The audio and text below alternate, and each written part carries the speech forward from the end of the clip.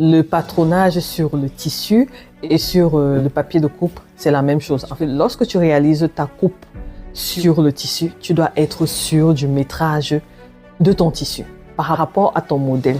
À chaque fois, je dois me rappeler que à cet endroit, je dois rajouter une valeur de couture. Tu dois être concentré.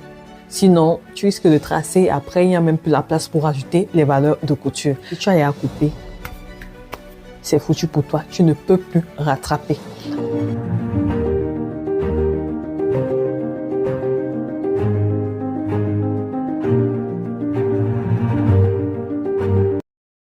Salut mes petits, j'espère que vous allez bien. Je suis très heureuse de vous retrouver aujourd'hui pour une nouvelle vidéo Hero Motif. Alors aujourd'hui, j'aimerais répondre à une question d'une petite qui avait écrit comme ceci. Elle dit: coucou ma maîtresse, je te suis depuis le Congo-Brazzaville, mais avant je vivais à Brazzaville. Mais les circonstances de la vie m'ont fait vivre dans le district loin de la ville. Pour trouver le papier de coupe, c'est difficile. Je suis obligée de faire ma coupe directement sur le tissu, mais je ne m'en sors pas du tout. Peux-tu m'aider, s'il te plaît, à faire la coupe directement sur le tissu? On a en face de nous une prêtie qui n'a pas la possibilité d'avoir le papier de coupe et est obligée de réaliser la coupe sur le tissu. Sauf qu'elle ne s'en sort pas, c'est compliqué pour elle et elle veut que je l'aide par rapport à ça. Sauf que, ma petite, moi-même, je ne réalise pas la coupe sur le tissu. C'est une question qui est toujours revenue depuis que je suis sur YouTube. Ah, Hero, est-ce que tu peux m'apprendre la coupe sur le tissu? Moi-même, je n'ai jamais réalisé la coupe sur le tissu. Peut-être une fois. Je ne me rappelle plus. Mais je ne réalise pas moi-même la coupe sur le tissu. Donc, je vais faire un effort de t'aider à ma manière, de ce que moi j'ai compris sur la coupe sur le tissu. Alors, il faudrait déjà savoir que le patronage sur le tissu et sur le papier de coupe, c'est la même chose. En fait, moi, je vois que c'est la même chose. La seule chose qui diffère les deux méthodes, c'est que sur le tissu, on coupe directement et sur le papier, on fait d'abord sur le papier et après, on va prendre le papier pour aller faire la coupe sur le tissu. Sauf qu'il y a un petit piège là-dedans que moi, j'ai peur. En fait, je n'ose pas tout simplement parce que ma tête est toujours bourrée. J'ai trop de choses dans ma tête et je me dis, je vais tout gâcher. Alors, il faudrait d'abord que tu saches que lorsque tu réalises ta coupe sur le tissu, tu dois être sûr du métrage de ton tissu par rapport à ton modèle. Si tu as un modèle que tu dois réaliser, peut-être un sweatshirt comme celui-ci, d'ailleurs, pause publicitaire. Ce sweatshirt a été réalisé par une modification du patron de corsage de base sans pince, patron qui est disponible sur mon site. Et à partir de ce patron, je te montre comment le modifier pour avoir un sweatshirt comme ça. Facile comme bonjour. La modification n'est même pas compliquée. Tous les liens sont dans la barre de description, la vidéo et le lien pour se procurer le patron de corsage de base sans pince, si ça t'intéresse bien sûr. Si tu dois réaliser un modèle comme celui-ci, ça c'est un sweatshirt, tu peux réaliser ta coupe sur le papier, comme tu peux réaliser ta coupe directement sur le tissu. Mais il faudra être sûr du métrage dont tu as besoin. Par exemple, pour ce sweatshirt, j'ai besoin d'environ 1,5 m de tissu. Lorsque je sais que j'ai besoin de 1,5 m de tissu, voilà, il faudrait que je sache comment je vais bien placer mon tissu et tracer mon patron. Sauf que lorsque tu traces, il faudra prendre en compte tes valeurs de couture. Si par exemple je n'ai pas encore le patron parce que le patron généralement est fait sur la feuille et que je me dis ok, je vais tracer directement sur le tissu, à chaque fois je dois me rappeler que à cet endroit je dois rajouter une valeur de couture. Soit tu vas tracer en rajoutant la valeur de couture directement pendant que tu traces, soit tu vas d'abord tracer la base, c'est-à-dire le patron par exemple du sweatshirt, et tu vas rajouter les valeurs de couture tout autour sur. Mais pour cela, il faudrait que tu saches le métrage même de ton tissu. Sinon, tu risques de tracer. Après, il n'y a même plus la place pour ajouter les valeurs de couture. Donc, ça, c'est un. Alors qu'avec le patron sur le papier, tu as ton papier, tu traces ton patron normalement. Ensuite, lorsque tu as terminé de le tracer, tu rajoutes maintenant tes valeurs de couture tout autour et tu coupes. Et là, tu es tranquille. Tu prends juste ton tissu, tu poses, tu prends ton patron, tu déposes et tu es calme. Et autre chose, c'est que si sur le papier, tu as fait des erreurs avant de passer au niveau du tissu, tu peux rectifier. Alors que sur le tissu, si tu as réalisé ton patron sur le tissu et que tu as fait une erreur, si tu as eu à couper, c'est foutu pour toi. Tu ne peux plus rattraper. Je te dirais, ma pratique, qu'il faudra faire attention sur le métrage de ton tissu. Donc, bien t'assurer que par rapport à ce modèle, j'ai besoin de tel nombre de mètres de tissu pour te faciliter la tâche. Et maintenant, à chaque fois que tu vas tracer, tu dois être concentré. Tu dois être bien concentré. Donc, la coupe sur le tissu et la coupe sur papier, qu'est-ce qui est plus rapide? Je trouve que sur le tissu, c'est beaucoup plus rapide. Si on maîtrise déjà son patron. Parce que là, c'est tout simplement parce qu'on a déjà notre tissu qui est là et on a tracé directement sur le tissu, on n'a qu'à couper. Alors que lorsqu'on trace sur le papier, on doit d'abord tracer, on doit rajouter les valeurs de couture, on doit couper, ensuite on va prendre le tissu, on va étaler, on va prendre le patron, on va poser dessus et on va couper. Trop d'étapes. Ça prend le temps, ça perd le temps. Mais bon, comme la couture, on ne la fait pas tous les jours. Une comme moi, je ne la fais pas tous les jours. C'est pas mon métier principal, coudre. Voilà, parce que on est bien d'accord que dans les métiers de la mode, il y a beaucoup de secteurs. Moi, je patronne beaucoup plus que coudre. Donc, il y a d'autres que ce sont vraiment des couturiers qui reçoivent des commandes et tout. Et d'autres, aller tracer le patron, ça les prend beaucoup de temps. Ils tracent directement sur le tissu, mais ils ont de l'expérience. Donc, du coup, ça va beaucoup plus vite. Mais si tu es une personne qui apprend encore, je ne sais pas si c'est vraiment avantageux de tracer directement sur le tissu. Pour toi, ma prêtie, une alternative pour toi, c'est les papiers journaux, par exemple. Je pense que les papiers journaux, quand le journal est déjà passé, je veux dire en une journée, je pense qu'on n'utilise plus ça. Bon, je ne sais pas dans ton pays où est-ce que tu peux trouver ça sans devoir l'acheter. Donc, tu peux utiliser ça, par exemple, pour faire tes patrons. Donc, tu vas prendre les journaux et tu vas les assembler, voilà, feuille par feuille. C'est là-dessus que tu vas tracer tes patrons. Je me rappelle qu'au début, je faisais ça. Je n'achetais pas de papier de coupe et je n'avais pas aussi l'argent. Donc, du coup, j'utilisais soit les journaux, soit les papiers format. Mais papier format, c'est cher parce qu'il faut acheter tout un carton de papier format. Mais les papiers journaux, ça, je sais que ça fonctionne. Donc, tu as les papiers journaux qui se baladent partout. Je ne sais pas s'il y a un endroit où tu peux les trouver. Tu vas prendre ça et c'est ça qui va te servir de papier de coupe. Parce que toi, tu apprends. On n'oublie pas. Mais bon, si tu insistes vraiment à savoir comment réaliser la coupe sur le tissu, passons à table. Je vais te faire une petite démonstration parce que, comme j'ai dit, c'est pas la coupe que moi j'utilise, c'est pas la coupe que je préfère, tout simplement parce que je ne coupe pas beaucoup et j'ai peur de faire des erreurs. Et donc, si j'ai acheté mon tissu et puis je viens faire des erreurs, déjà que je n'aime pas couper, je gâche encore mon tissu. Non, je ne veux pas prendre ce risque-là. Et je sais qu'il y a plusieurs parmi vous qui veulent apprendre la coupe sur le tissu. Et on ne fera pas un tuto, c'est juste une démonstration pour montrer un peu comment ça se passe, bien que j'ai à tout expliquer ici. Voilà, ma petite, on va faire un exemple pratique, comme ça tu vas mieux comprendre.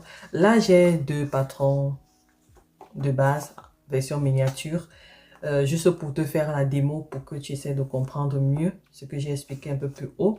Comme je disais tantôt, lorsqu'on a déjà ses patrons, c'est beaucoup plus facile de réaliser la coupe en fait, parce qu'on a déjà son patron. Il suffit juste d'avoir le tissu et le tour est joué. Par exemple, j'ai mon patron là et j'ai mon tissu ici. Il suffit juste de savoir comment plier mon tissu. Et je sais que je place mon patron et je le coupe. Donc ici, tout est déjà réglé. Pareil ici, je sais que ok, je dois couper sur le pli. Allez, je le place, j'épingle et je coupe. Le truc avec ça, par exemple, on va voir par exemple avec ce tissu. Je sais que, ok, voilà tout ce que j'ai comme tissu. Si je place mon patron de devant ici, sachant que le dos doit être coupé 2 fois, lorsque je place mon dos comme ça, voilà. Je vois que ça ne suffit pas parce que ici, là, je n'ai plus, peut-être c'est pas visible pour vous, mais ici, là, il me manque vraiment un peu de tissu. Je peux jongler, peut-être placer autrement. Donc, je vais chercher comment mieux placer. tu vois. On peut jongler avec ça. Alors que si je coupe directement sur le tissu, si je ne fais pas attention, je peux commencer à tracer et puis je me dis, ah, je peux tracer l'autre ici. Et après, je me retrouve que je suis à court de tissu.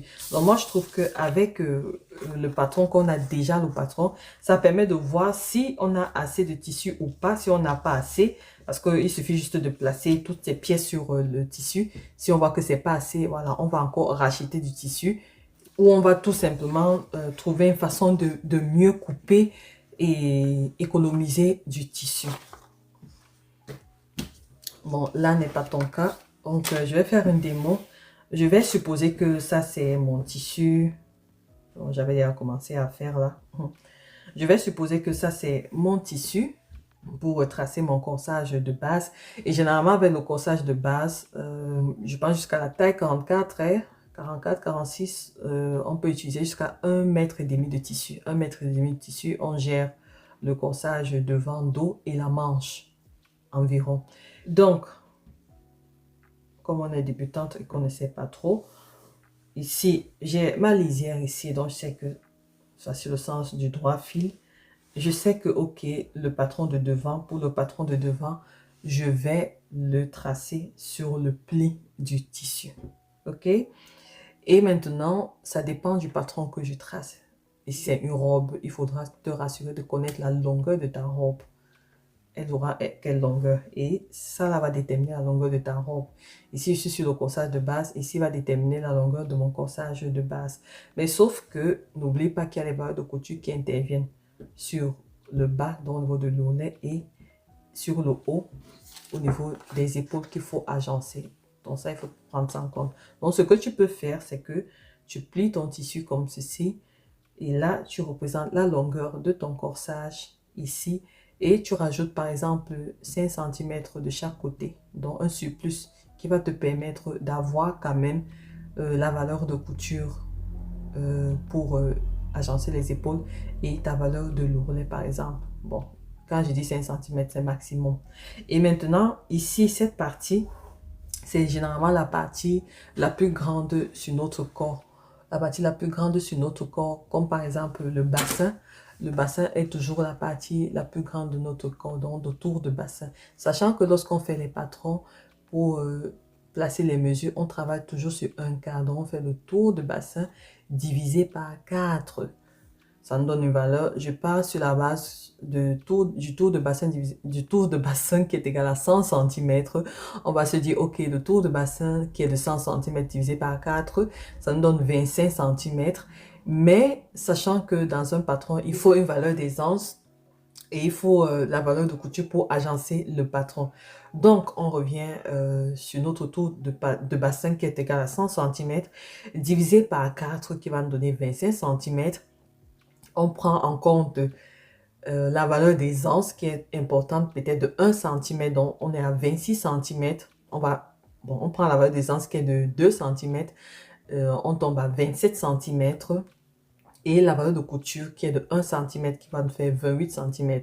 Ici, dans ce cas, je vais tracer sans tenir compte de la valeur de couture, mais je vais rajouter la valeur de couture après, toujours sur le tissu, ok? Donc là, on se rassure que cette distance est le tour de bassin divisé par 4 plus environ 5 cm. Donc, je vais comme ça sur la base, ok. À chaque fois, sur les longueurs, je rajoute 5 cm de plus. Et ici, là, 5 cm de plus, ça me permet de pouvoir gérer l'aisance et la valeur de couture. Je sais que je plie je plie mon tissu comme ceci, c'est comme si c'était le papier. Je sais que je vais commencer par tracer le patron du devant ici. Et qu'est-ce que je fais? Je trace une ligne guide, c'est une ligne repère pour m'assurer que ma pièce, elle est droite. Mon tissu, mon papier, que c'est droit. Donc, je trace une ligne repère comme ça. Je fais pareil ici. Et maintenant, comme je sais que sur la longueur, j'ai la longueur de ma robe ou de mon corsage ici, je dois rajouter 5 cm environ de chaque côté. Je vais tracer une ligne guide qui marque que voilà où voilà mon patron commence ou s'arrête. Bon, là, c'est juste un exemple. Et donc, on va supposer que voici la ligne repère parce que mon tissu, il n'est pas droit. On a juste déchiré ça comme ça ou bien on a coupé ça, c'est pas droit. Donc, ça, c'est juste pour marquer que, voilà, on a une ligne bien droite ici. Et ça, c'est la valeur. Et ça, c'est l'espace dont j'ai besoin pour ajouter mon ourlet plus tard et pour ajouter mes valeurs de couture plus tard également. Donc là, je vais me dire, OK, voici la longueur dont je veux pour mon corsage ou bien pour ma robe. Voici la ligne de l'ourlet déjà. Et voici la ligne d'épaule. Ici, je vais juste prendre en compte la valeur du tour de bassin divisé par 4 plus la valeur des anses, par exemple. Et la valeur de couture, on va rajouter après. Je répète, ça c'est une démo. Je commence toujours par tracer les longueurs. Donc, par exemple, je place ma hauteur poitrine. Là, je trace ma hauteur taille et ma hauteur bassin, par exemple. Disons que c'est là, par exemple. Je trace les longueurs. Je trace les lignes, pardon. Et sur la ligne de l'épaule, on place souvent la mesure du dos divisé par 2. Donc, je vais placer cette mesure. Là, par exemple. Je place la mesure du tour de cou divisé par 5, par exemple, que c'est là. C'est un exemple. Ensuite, je trace la pente de l'épaule. Donc, tu sais que tu descends là. Tu traces ta pente de l'épaule.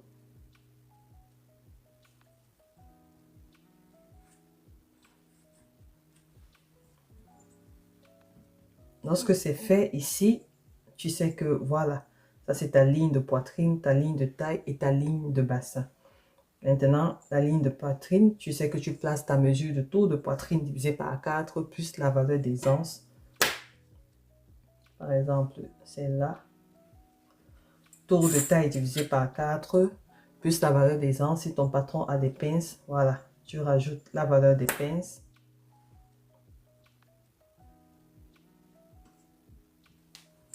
Et ton tour de bassin divisé par 4 plus la valeur des anses. 1 cm ou 2 cm par exemple. Et là, tu sais que tu peux déjà tracer la courbe de côté, par exemple. Ensuite, on a souvent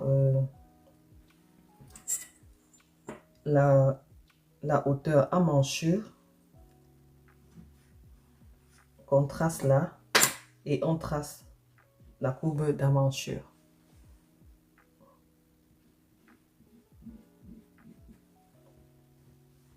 Ensuite, on trace notre encolure.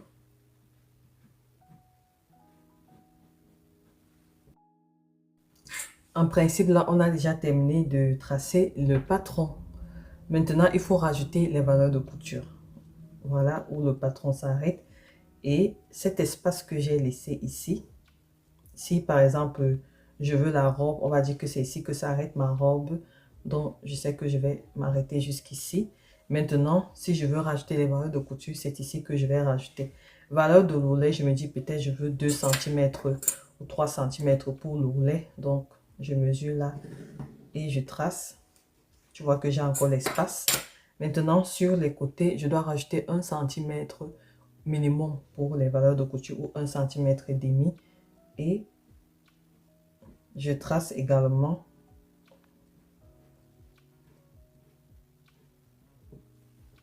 voilà. Pareil au niveau de la manchure, on rajoute la valeur de couture. Ici également, on rajoute la valeur de couture. Sur l'encolure, on rajoute également la valeur de couture. Et voilà. Donc ici, on a déjà notre patron qui a été tracé sur le tissu avec rajouté les valeurs de couture. Ici, quand même, je trouve qu'on a encore trop d'espace. C'est pour ça que j'ai dit maximum 5 cm, mais à partir de de 2 cm sur les longueurs, mais là, on fait attention au niveau de l'aisance. Ici, j'ai rajouté les angles. Bon, comme c'est en miniature, on ne peut vraiment pas bien voir. Et là, tout est à tracer, il faut seulement couper.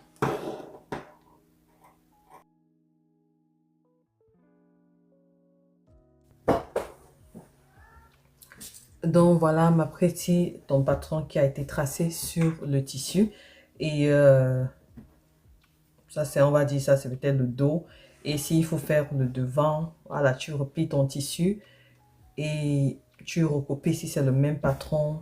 Voilà, tu fais pareil. Là, tu as déjà toutes tes valeurs de couture inclus à l'intérieur et il faudra que tu couses. Si ton patron a les pinces, voilà, tu vas placer tes pinces. Mais il faut faire attention à tes mensurations. Donc, ce sont les mensurations qui font problème et c'est tout en fait. Voilà ma pretty, j'espère que cette vidéo t'a apporté un plus. Comme j'ai dit, c'était pas un tutoriel, c'était juste pour te démontrer comment faire. Mais sache que tu peux toujours suivre mes tutoriels couture et réaliser ta coupe sur le tissu, c'est la même chose. Dis-toi, mets-toi juste en tête que lorsque tu me vois faire le tutoriel et que j'utilise un papier, les mêmes choses que je fais sur le papier, c'est la même chose que tu vas faire sur le tissu. Sauf que toi, il faudra prendre en compte de rajouter tes valeurs de couture directement sur le tissu. Si j'ai réalisé le patron de ce switcher, je te montrer que voici comment modifier le patron. Toi, tu dois déjà retracer ton patron en le modifiant. Donc, c'est un peu ça. Mais si tu maîtrises le modèle, c'est vraiment un moyen très rapide pour déjà faire sa coupe.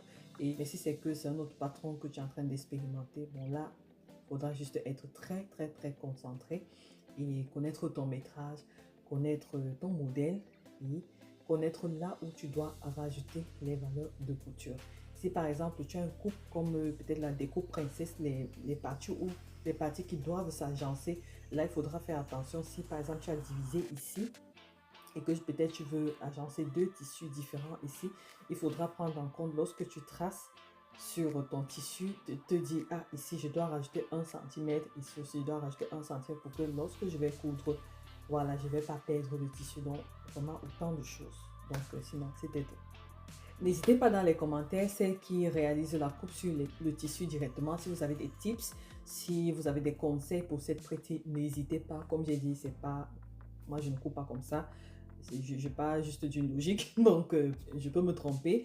Mais celles qui ont l'habitude de réaliser la coupe directement sur le tissu, si vous avez regardé cette vidéo, n'hésitez pas à partager vos conseils, vos tips dans la barre de commentaires pour l'apprécier. On est ici pour s'entraider. Je ne connais pas tout, je répète. Je connais seulement ce que je connais et je partage avec joie. Donc, n'hésitez pas. Et merci déjà encore pour le soutien. Merci pour les likes, les commentaires, les encouragements. Et si cette vidéo vous a plu, n'hésitez pas de liker, de partager, de commenter et de vous abonner si ce n'est pas encore fait. Je vous embrasse très fort. D'ici là, restez en santé, restez en paix, restez créatifs. Et surtout que Dieu vous bénisse. On se donne rendez-vous la prochaine fois pour une nouvelle vidéo. Bisous. Bye bye.